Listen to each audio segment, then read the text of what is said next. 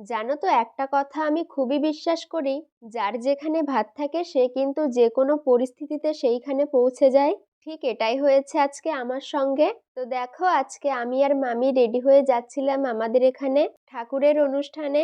জানো তো আজকে না আমার এই অনুষ্ঠানে যাওয়ার কোনো ইচ্ছাই ছিল না। আর মামি আমাকে সেই সকাল থেকে বলছিল চল একটু গিয়ে ঘুরে আসি।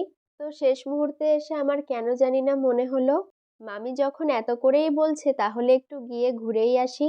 দেখো আমরা কিন্তু প্রায় চলেই এসেছি। আর আমার মায়েরও কিন্তু এখানে আসার খুবই ইচ্ছা ছিল। মায়ের অন্য একটা জায়গায় নিমন্ত্রণ থাকায় সেই জন্য মা এখানে আসতে পারেনি।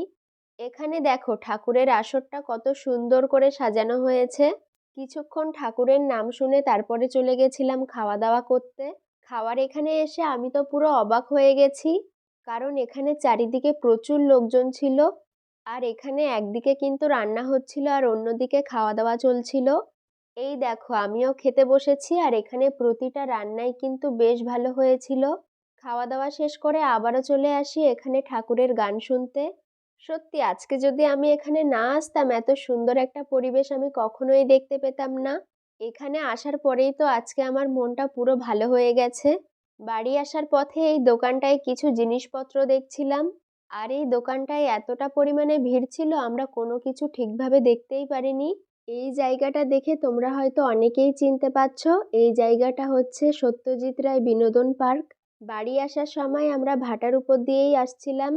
এই ইট ভাটাটা কিন্তু এখন আর চলে না, দেখো চারিদিকে ভেঙে দেয়া হয়েছে।